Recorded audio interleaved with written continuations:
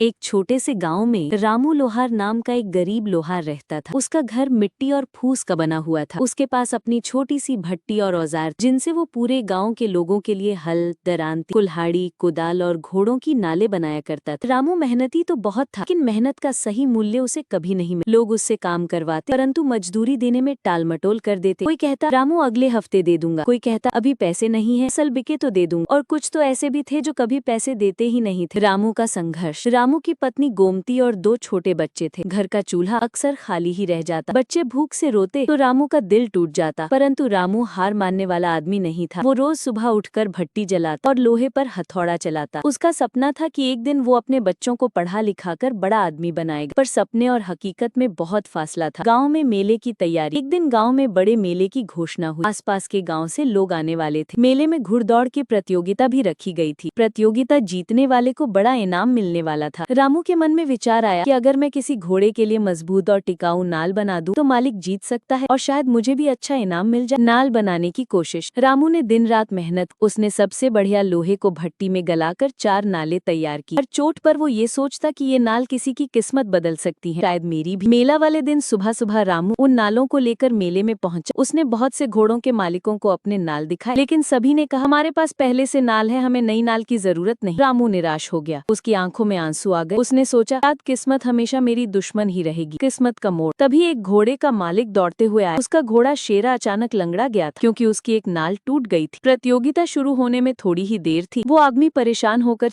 गांव में रामू नाम का एक किसान रहता था। वो बहुत साधारण जीवन जीता था, लेकिन उसका सपना था कि उसकी फसल पूरे गांव को खुशहाली दे।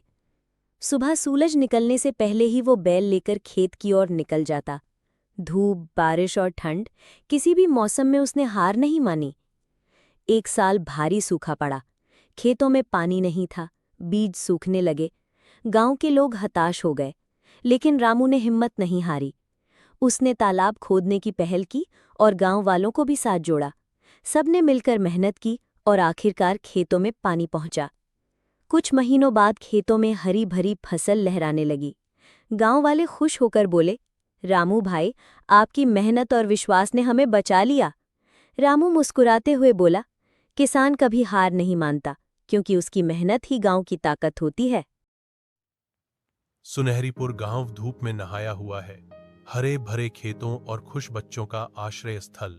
सामंजस्य के बीच राघव काका घोषणा करते हैं, मेरे बच्चों, खेत में अनाज उगता है, लेकिन असली सोना हमारी कड़ी मेहनत और आपसी सामंजस्य है।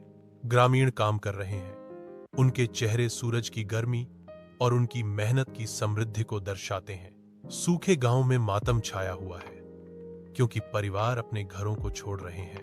रीना और मोहन सूखे तालाब के बगल में खड़े होकर विचार कर रहे हैं कि कैसे अपने गांव में हरियाली वापस लाई जाए। मोहन की आवाज दृढ़ संकल्प के साथ उठती है, अगर हम सब मिलकर तालाब को साफ करें और पानी लाने के लिए एक नहर बनाएं, तो गांव फिर से हरा भरा हो जाएगा। सामूहिक प्रयास की एक सिम्फनी में ग्रामीण अपने तालाब में फिर से जान फूंकते हैं।